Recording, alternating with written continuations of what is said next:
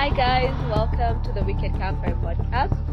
If you're a new camper here, we welcome you. I hope you're ready for today's episode. We will be talking about orbs or ghost orbs, whatever you want to call it. And today's guest is none other than Joseph M. Lenard, or Joe, as we call him here.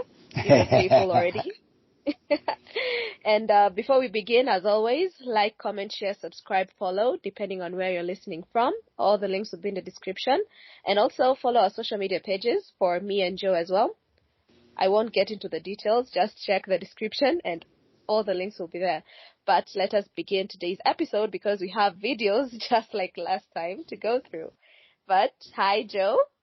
Hi, I've never been called a staple before. Is that better than being a Scotch tape? Ba-dum-bum. And also, I was on the Northern Ireland UFO Society the other day, since we talked about UFOs already the other day.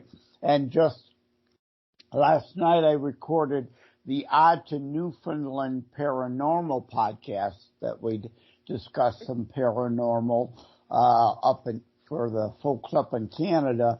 And of course, I was ready with the joke last week. I haven't forgot it. We should really start the show with a musical intro from Roy Orbison. Ba-dum-bum. I remember I never gave you opportunity to do that intro last time because we switched the episodes. Yeah. But finally you've done it. Now I'm going to have that Roy Orbison's Pretty Woman Walking Down the Street. Has nothing to do with the show, but he's got Orb in his name, so I couldn't resist the joke. Again, people keep a sense of humor. I take this topic very seriously, but we got to keep a sense of humor too. I think you're now introducing a new trend to the podcast where we'll be doing every episode with a new joke as we begin. I think it just introduces every episode very well. It just carries off a very hearty environment when going into the episode. But today's episode will be interesting. Orbs. It's something that even when you research around the internet is not being talked about as much as it should be talked about. So you mentioned that you have a story to tell us regarding your experience with orbs, right? Yeah. My sister, when she was married to her second husband, so my sister, my now ex-brother-in-law, and I went to a ghost hunting evening at Fort Wayne. I don't know who Wayne was, but Wayne County, Michigan, that Detroit is in, it was named after him, and so was the fort, Fort Wayne. It's an old not Civil War, but pre-1812 war fort built for that we knew we were going to be fighting the British again via a proxy war through Canada, and that fort was built. And they didn't understand germs and medical science then like we do now, and they stupidly put the latrine outlet into the river, upriver from where they drew the water. So all that pollution, contaminants went into the river and got, into their water supply where they were taking their water from. So a lot of people died not of war, but of disease due to bad hygiene habits of the time. And so we had heard that it was haunted, and there was a local ghost hunting troupe that was having an evening. My sister happened to stumble on it on Facebook and asked, and I said, "Oh, of course, I absolutely want to do that." And one of the old barracks, there's an area that is known to be haunted, and unfortunately, we didn't encounter that ghost, even though we stood there trying to provoke it. We literally called it out because it supposedly liked to bully people in that building. So we tried to call it out and provoke it and, call it a wimp and weak, and it didn't work, unfortunately. We didn't encounter the ghost. But in the Fort Armory, the armories back then were under earthen bunkers, all right, and then sealed closed, almost airtight with doors to protect the armaments. So we went in there and the doors were closed, so there is no chance that there was any exterior lighting causing illusions. And we, in fact, indeed encountered orbs in the armory. It was quite fascinating. It's one thing to see these stories and in video images of them on TV. It's quite another to actually be in the same place as them floating about you. And some people might be skeptical because they might think that orbs are just like random flashes of light, because they normally seem as such when you look at them in video and all that. For you, was the experience the same, or was it like just that one glimpse, like a few seconds and then it's gone? No, they were present for a while, and they moved about. It was, again, in a sealed room. This was not accidental flickering light. I know some ghostings and things are faked and frauds and hoaxes. Where there's money to be made, people will do that. It was absolutely none of that going on there. I want fakes, frauds, and phonies exposed. I only want to talk about again, it's like when we talked about UFOs, like Project Blue Book. A lot of unidentified object sightings can indeed be explained. But that small percentage that is indeed truly unidentifiable is still concerning. The same thing here. There's a lot we can't understand. And to tie UFOs and orbs together, think back to World War II. We called them Foo Fighters, right? Remember the band named themselves after Foo Fighters. Those were glowing orbs following our bombers into Germany to blow the crap out of the Nazis, right? And some people speculated, well, maybe it was advanced Nazi weaponry. Well, duh, if the Germans had that technology and those were theirs, why wouldn't it have been up there to knock our bombers down rather than let them blow them to bits? Right? So it clearly was not earthly technology. And also, we are learning more about ball lightning these days.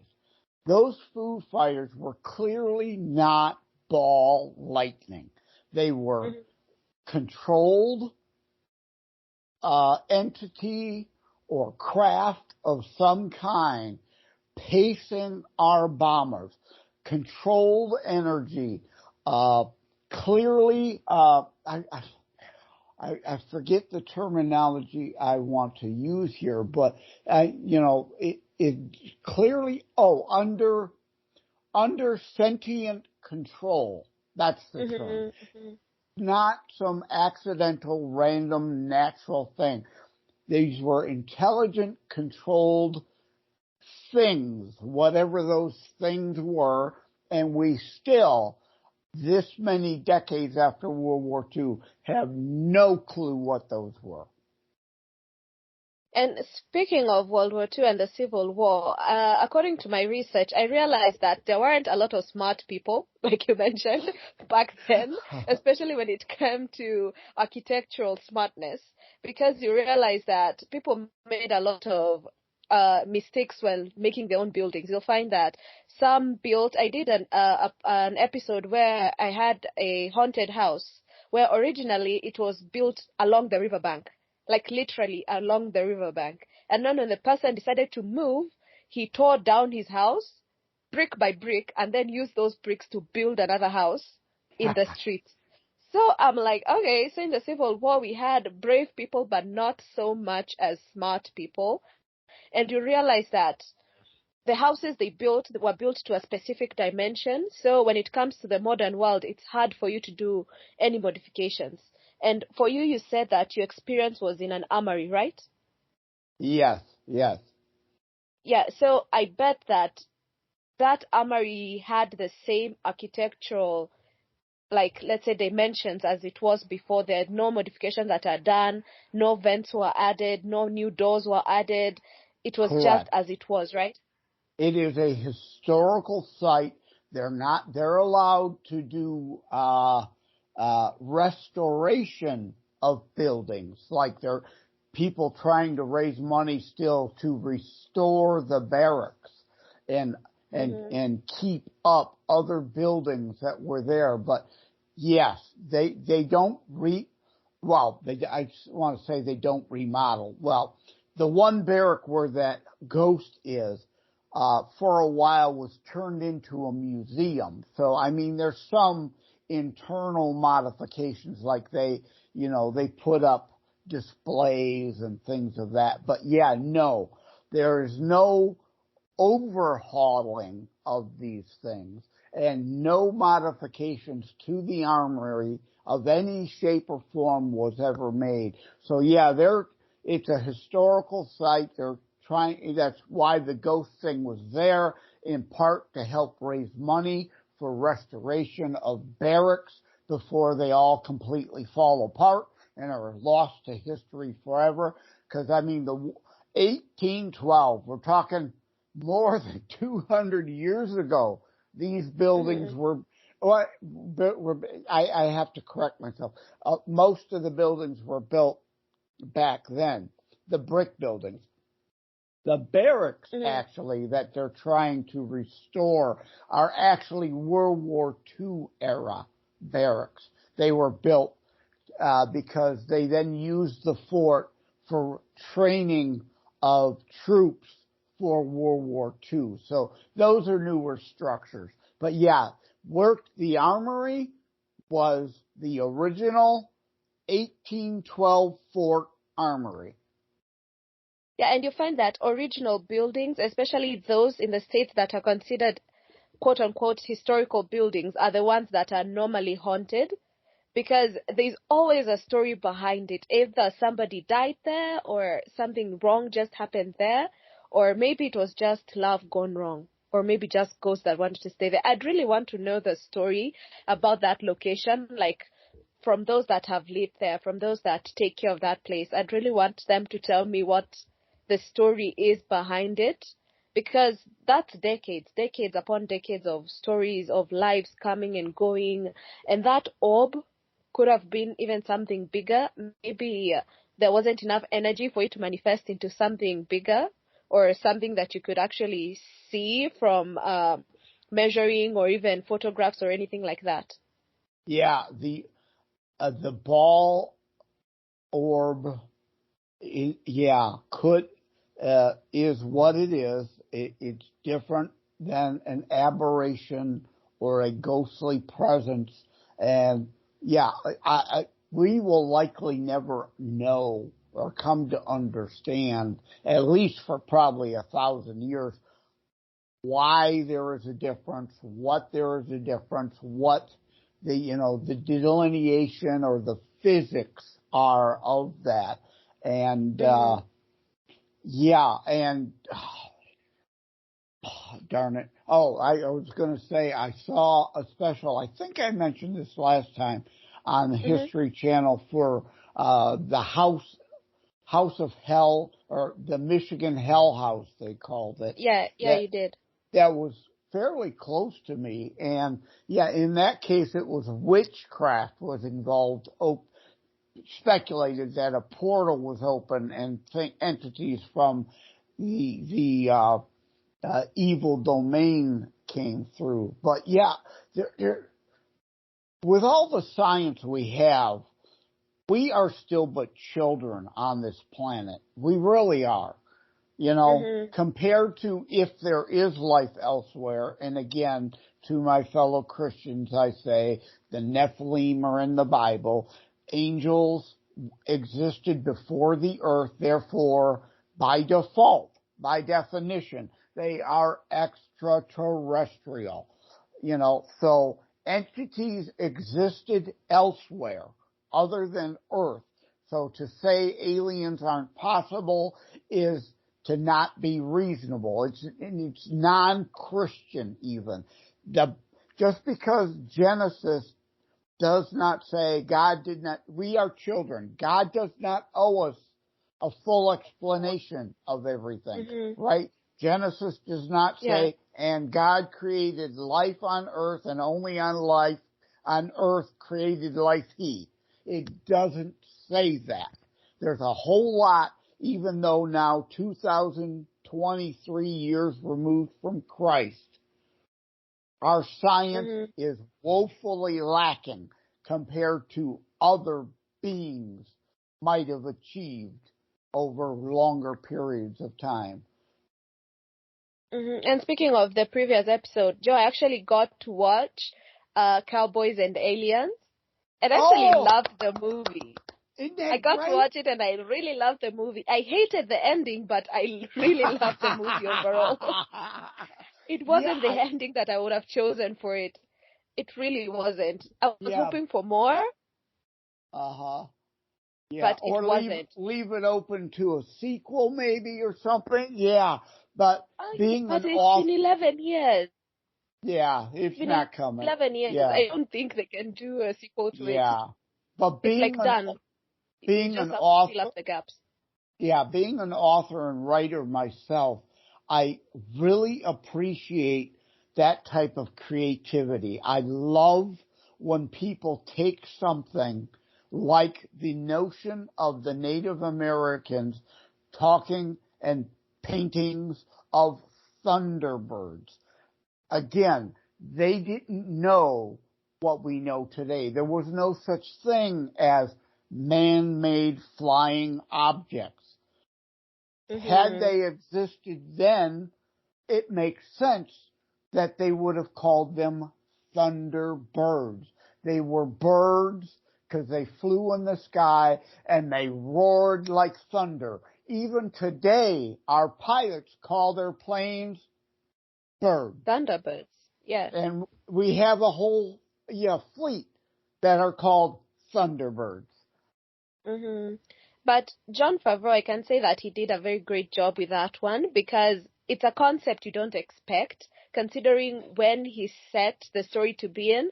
Having Red Indians plus the Wild West plus aliens, that's something you can't consider as the first thing. You can think, oh yeah, if I think of a Wild West movie, I'm thinking of old Texas and these Red Indians having a feud. You're thinking Clint But having Eastwood. them unite for the betterment of the entire planet, that was new. I really enjoyed the show, by the way.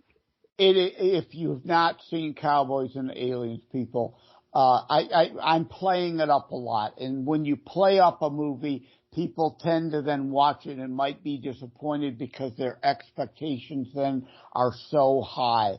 But again, if you like that kind of clever storytelling, and in Terror Strikes Coming Soon to a City Near You, I try to employ some clever wordplay and things like that. And to me, Jon Favreau taking that concept of Thunderbirds and applying it to how we think today to what may have happened back then is sheer brilliance. And I appreciate that kind of thinking, which is why I'm a big fan of Roland Emmerich, who is the mastermind behind Stargate and Independence Day, The Day After Tomorrow, and most recently Moonfall. If you're familiar at all with, I know we talked about this before, the hollow moon theory, because when we left the moon, we dropped the lunar lander on it,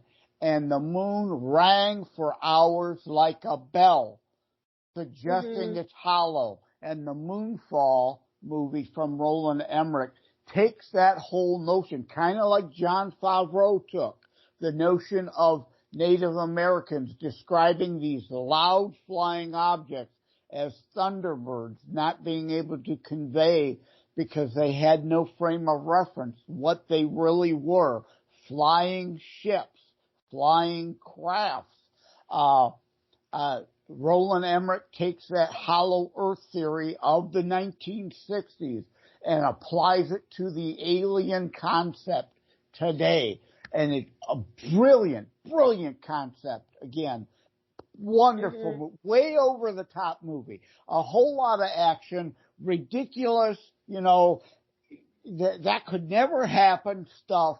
But, it's a movie. You've got to suspend reality to some degree in any movie, and all Roland Emmerich's, like Independence Day. Oh, it's a way over the top movie. And of course, the last second this happens, and the last second we save the day, and it's a dramatic movie, but the concepts are brilliant to base a movie on. Yeah, even I think Moonfall did the same thing by making the moon like a home base for aliens, like aliens control the moon and the moon controls the earth. I think they did the same thing about that. Spoiler alert, spoiler alert. It's a spoiler, but I didn't tell them what it's all about. They don't know what's happening. Well, yeah. They just say it's a movie about the moon being home base for aliens. Yeah. But they should check that out. So, Joe, as what we have been doing for the past 2 other episodes, we are going to check out videos. And today we have one, like I told you, we have one from the History Channel. I think the episode is called The Unsolved Cases or something, I forgot. And then 2 more from ABC News and Fox News as well. So, ladies and gentlemen, for those who are listening, I'll leave the link in the description for both videos, for all 3 videos, by the way. I think we should start with the shorter one, right?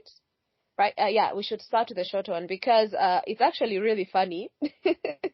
It's funny, but it's also scary because it's this pastor who found a mysterious orb in his own home. Begin with the first thing I'm thinking about. Whoa. What is this? Pastor Monzel Ford says as he was sleeping one night last week, his home surveillance camera motion detector kept going off.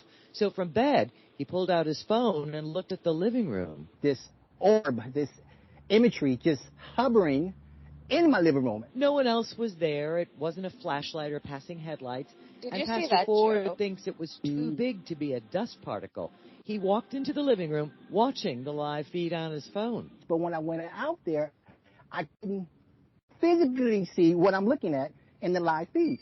So now I'm like, whoa. The orb came and went for hours, at one point splitting into several shapes. That's when I was like, nope. Something's going on here. Pastor Ford has been haunted by some of the things he's seen as police chaplain and while working his own street ministry. But nothing has spooked him quite like this. If it's physical, I can stand it, I can challenge it, I can approach it, I can deal with it. But when we talk about things that's just floating and disappearing... This man of faith says the odd occurrence has certainly led to a lot of spirited debate. But so far, he has no certain explanation. If I know what something is, I'm okay. But it's the unknown thing that throws me off. We asked Pastor Ford if he and his family are comfortable staying in their house with all this going on. He says they're certainly not about to give up their house. However, they're more than willing to give up the ghost. In Volusia County, Claire Metz, WESH 2 News. First of all. Okay, so we have this pastor from Dayton Reach. I love the give up the ghost joke. But, yeah, this is perfect. He's a pastor. He's a person of faith.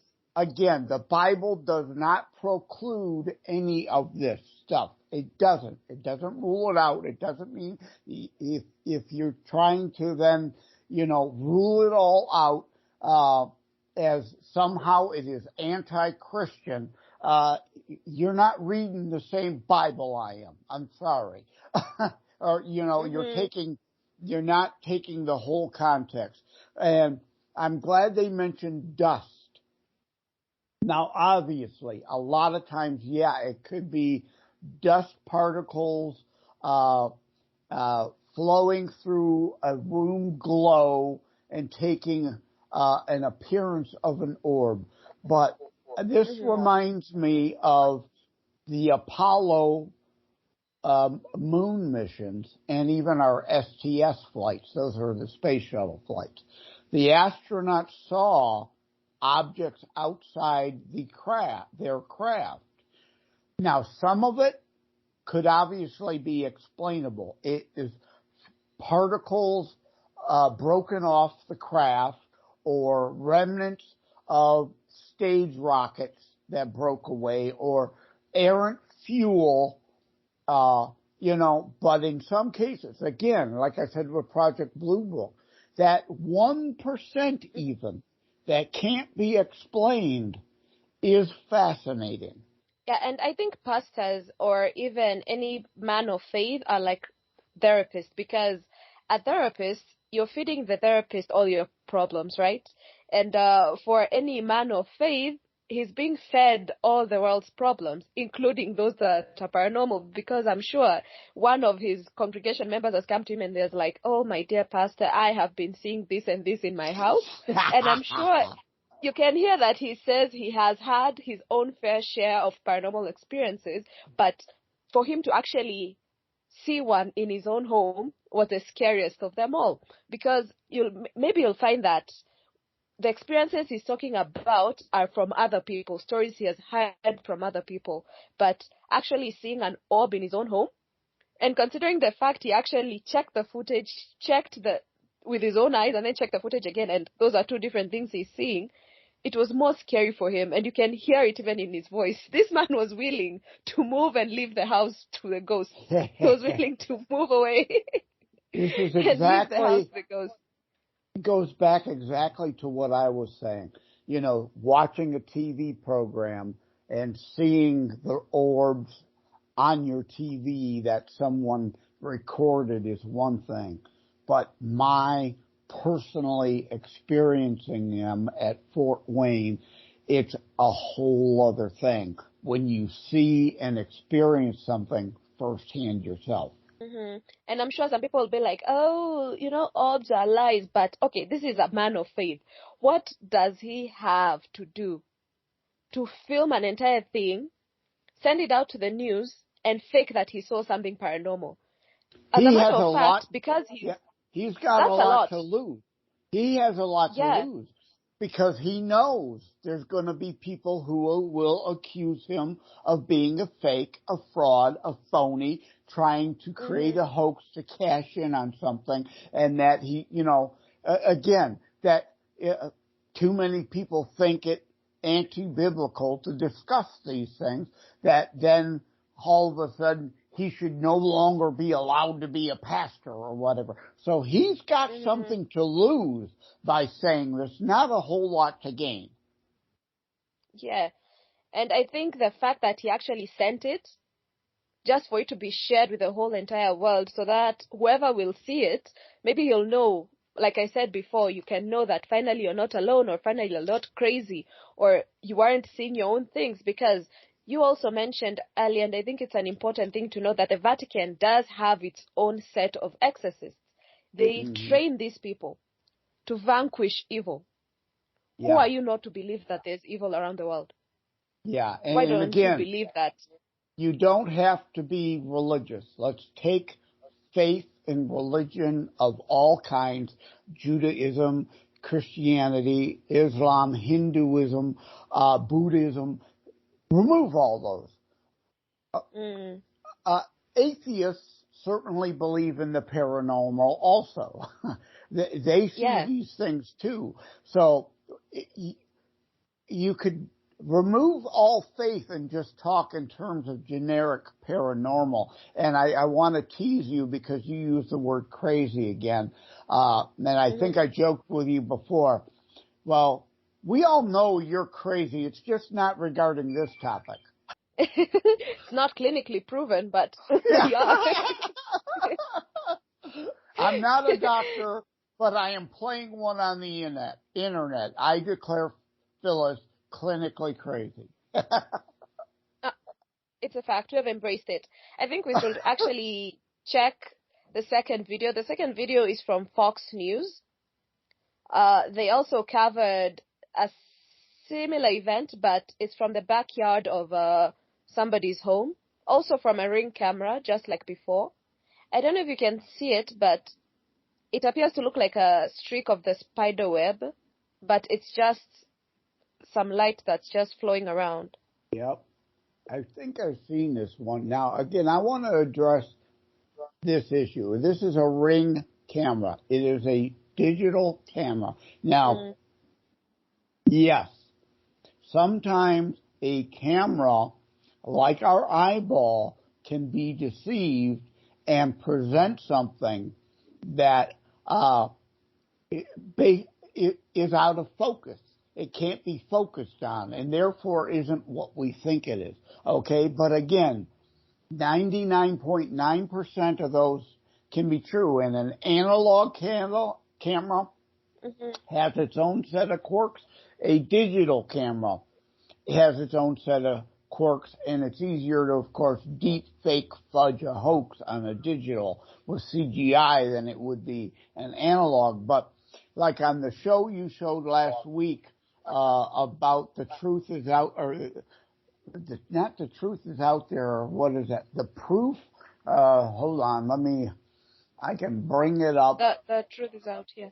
Yeah, the proof is out there. I've got it on my DVR timer list. I'm scrolling to look it up so we can be 100% factual on your show. And scrolling through all the wonderful history. Hopefully that timer didn't get accident. A couple of my timers accidentally have been, there it is, yeah.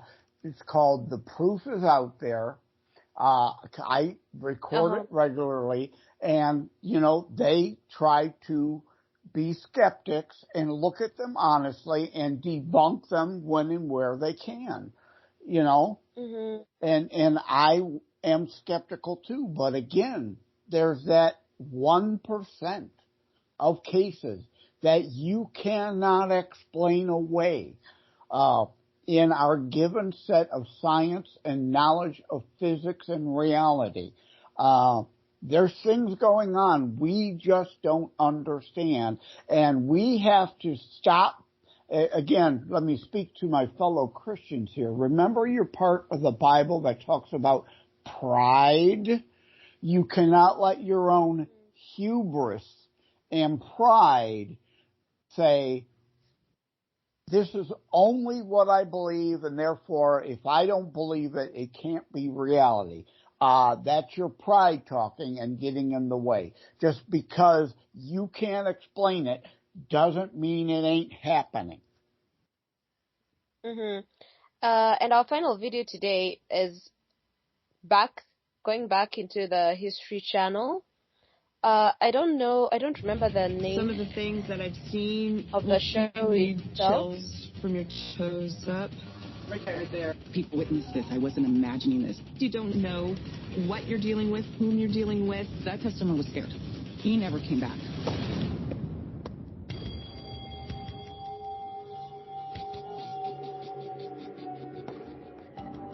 My ghost story began at the Farside Lounge in Colorado Springs, Colorado.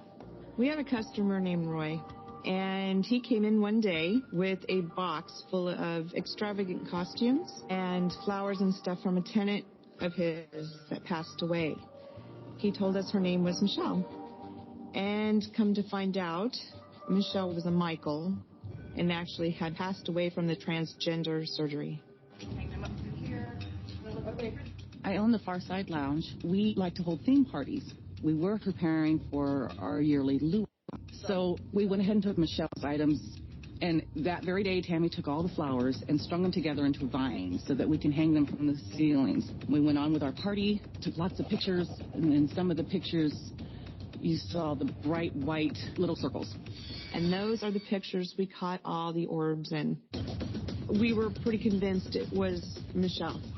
I really do feel that since we did use her things, that she was showing us that she was happy we did. Okay, let me just pause right there, Joe. This is one thing that I never like to do. Like, I do love thrifting, yes.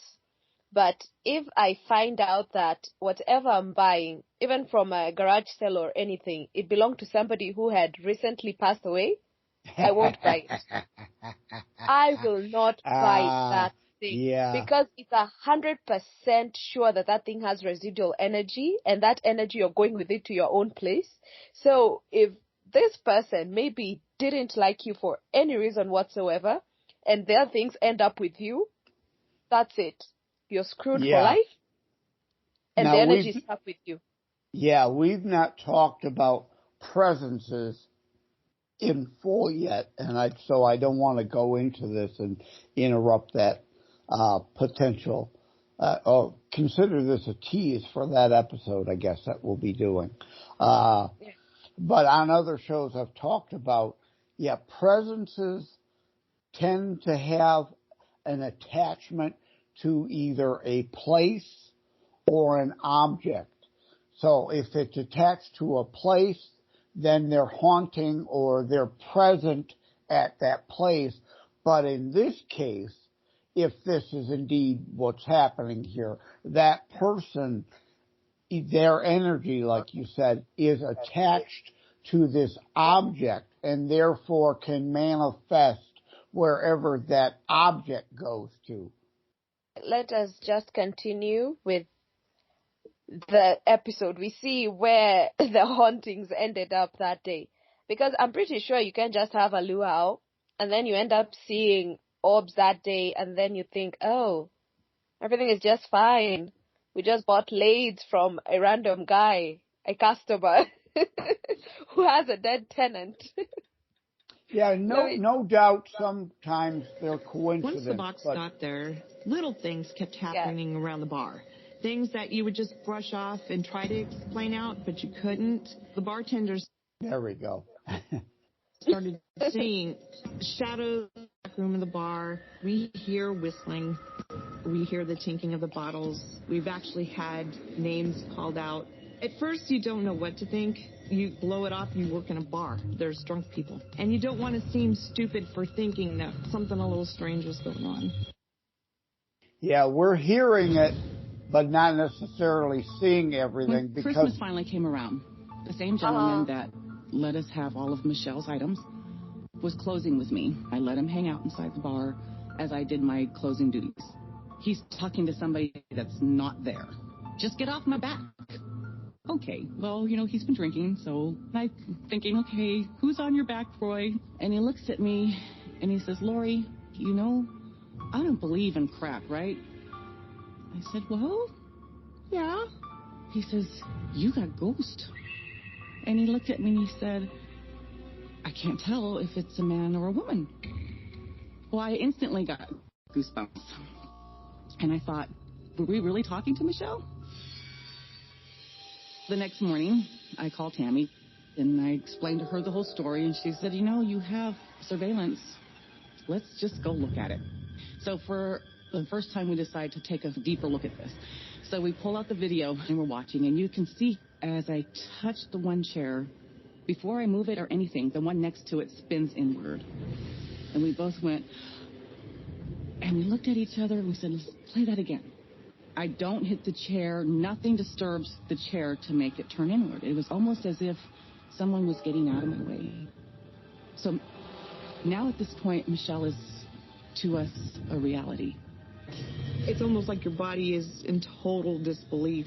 You get that, take your breath away, chills up your arms, tears in my eyes. I had tears in my eyes. And every time you watch it to this day, you get that same feeling of, wow, that happened.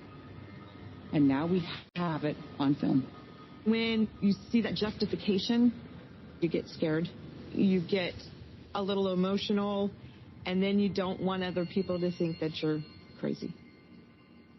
Okay, so in this situation, they first saw the orb, and then they dismissed the situation, and then the orb began having manifestations by moving the chairs and all that. So now they are starting to believe, oh, we have a ghost.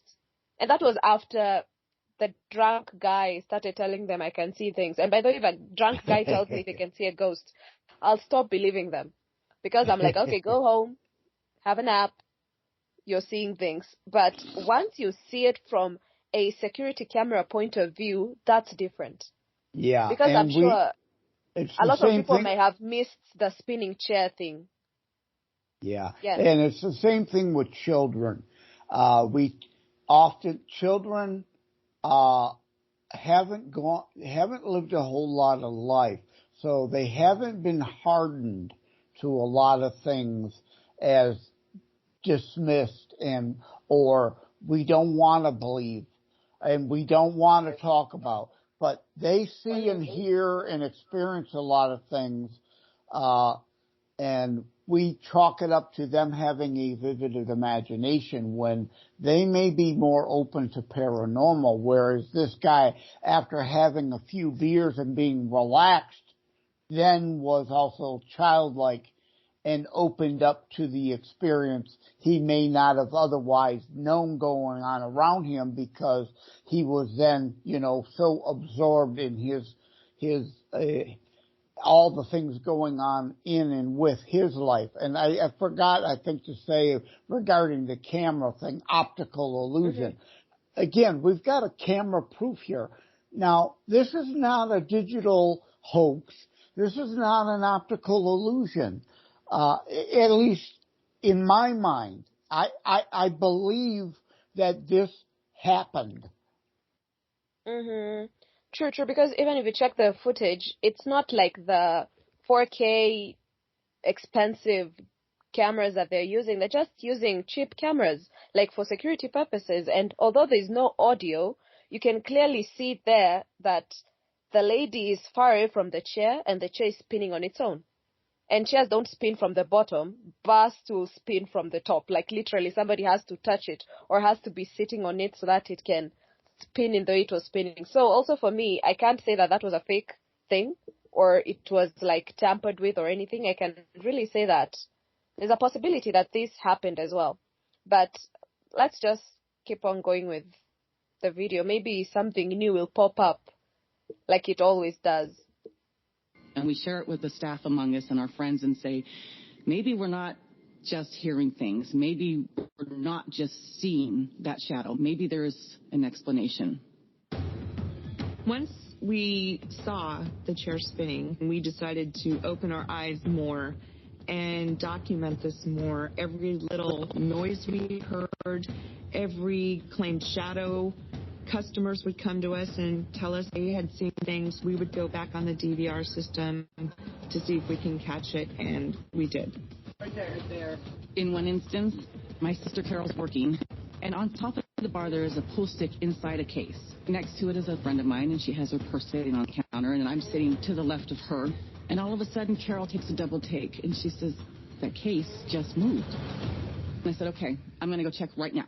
So I go back in my office, and I find the moment, and my jaw just fell. I went, no way. That case made an abrupt adjustment, and you cannot explain that. First off, you get chills from your toes all the way up your spine. You look at each other and can't believe that just happened. Then you try to debunk it and try to make it happen again. I have some common sense, and I do try to figure things out. I don't want to look silly. We tried to kick the bar. We literally got on top of the bar and jumped on it. We rushed at it and hit it. We could barely get a vibration. When you can't make it happen again, then you get frightened because you don't know what you're dealing with, whom you're dealing with, how this happens. Throughout the next year, more things happen. A lot of things. Some of the things that I've seen will give you chills from your toes up. I was doing inventory, and I said a pad of paper and a pen on the bar, and that pen has a clip on it that you put on your pocket, and it just decided to roll on its own. You can see the pen that had been sitting there for several minutes just roll to the side and then off the edge of the bar. So for me to debunk it, I sat it there and I worked around it for 10 hours. It never moved. Okay. There's something that has just crossed my mind. I'm sure there's somebody watching this and then they're like, these people are using fish wire or something. I was going to say the same. Yes, you can debunk or explain the pool cue or the pen moving. Those could be easily hoaxed, all right? Again, that's just you and me being skeptical and honest. I don't believe that's the case here. And I also want to address the bar stool thing again.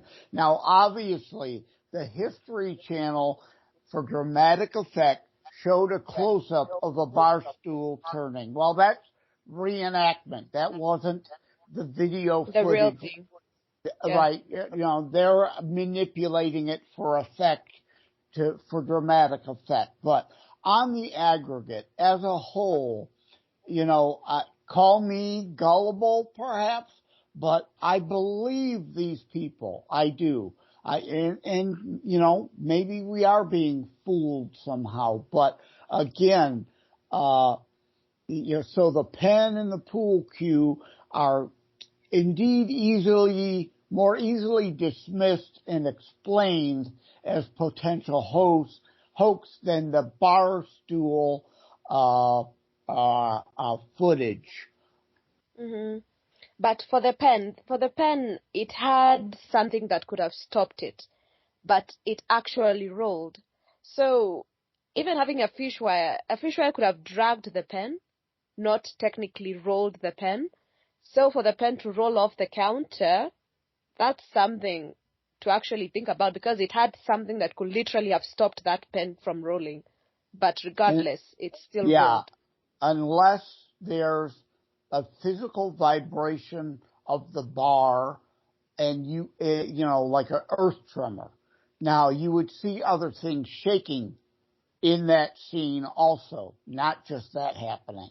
You know, if you said the bar were off kilter, you know, on an angle, and the pen was going to inevitably roll off, you would be able to repeat that experiment scientifically over and over. And like she said, if we take her word for it, she put the pen there and worked around the bar for hours thereafter, and the pen didn't do it again. So that would rule that out. Again, if this is, you know, it indeed isn't hoaxed, and for whatever reason, I do believe these people. Mm-hmm. Anyway, let us carry on. I think we're getting into the final quarter. We have a fruit tray that sits video on the bar every single day. It has a clear lid. And out of the blue, that lid just opened up by itself. Now, you can debunk it if it was gravity working and it would go down, but no, this lifted up. It's a little hard to see because of the light coming in from the door. But sure enough, that lid opened. For no reason. Nobody else there. The next day, we have an ice scoop that has to sit on the lip of the bar. Right underneath the fruit tray that opened the day before, the ice scoop just rolls off into the ice bin. It's beyond belief. You just sit there amazed, and it just doesn't stop. Again, that very evening, we had a little cubby, sort of, and inside it was another fruit tray. Been sitting there for a year or two, dusty, on a flat surface. Another customer comes in, and he yells at my sister, Carol, "There's something not right here." And when she looked over, the fruit tray was on the floor. I go back and I watch the video. Carol said it was over here somewhere. And sure enough, the fruit tray seems to slide out from the flat surface it was sitting on and fall to the floor. That customer was scared. He never came back. I I went from being one of those people that always said, I'm not going to believe it until it's right in front of my face. Well, it's been right in front of my face, and I'm a total believer now. We're taught that it doesn't happen. It's a state of mind. It's imagining. This made it real. Actual proof. People witnessed this. I wasn't imagining this. It's like hitting something deep inside and confirming a belief. Oh my God, anything is possible. Everybody questions, is there a ghost? Now I say yes, there's a ghost. I really do believe that the spirit of Michelle actually opened up a space for the ghosts to walk through. I don't know why the ghosts are there. It hasn't subsided in the past 5 years. I don't foresee it ending anytime soon. They were there before, and I really do think they're going to be there after us.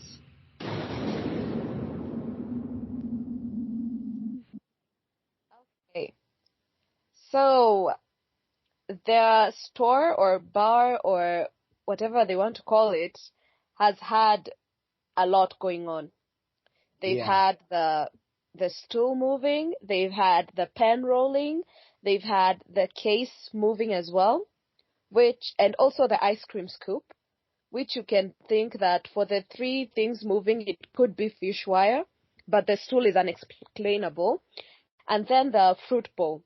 The fruit bowl, even me at home, things just fall off.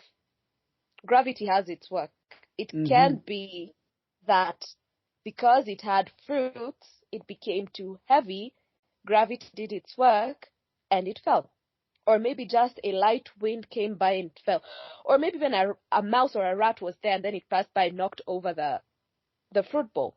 But the stool itself and the orb they saw originally, those are things that you can't fake from the CCTV footage. Yeah, again, a lot of these could be explained with fish line. And now, is it conceivable that someone could have come up with a way to make that bar stool move that we just don't see how they did it? Yes.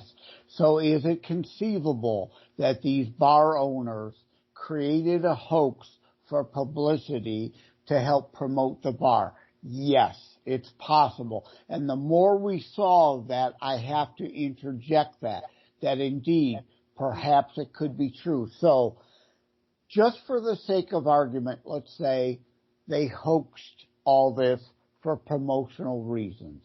All right? That still doesn't explain that other 1% that you cannot reason away with optical illusion of cameras or fish line hoaxes.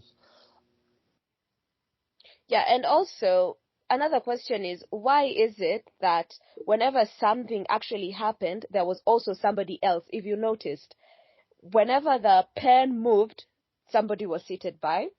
When the case moved, there was a lady seated next to it with a bag. When the ice cream scoop moved as well and the fruit bowl, there was a guy seated on the counter. So how is it that the CCTV camera never caught anything when nobody was there? But when people were actually there, that's when things happen. Yeah, the fruit tray was the closest to that, but you're right. Why don't we see any imagery presented? This is, again, the skeptical part of us talking.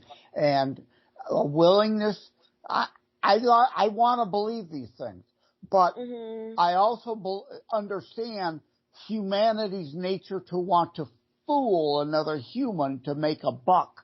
So, yeah, now, again, the bar stool, the guy was sitting next to it. So maybe there was fish line attached or an actual fish hook attached to that, and we don't see him tugging on it, moving it. You're right. Why is there no footage that makes this a little more questionable as to if it's real or not? Why is there no bar footage of when the bar's closed and nobody around? But anyways, those three videos, I think the last one. Oh, and also the second one. The second one really looked like dust. The one from the backyard with the ring camera, it really looked like just dust particles passing by. But the first one with the pastor and all that from Dayton, I think that was actually real.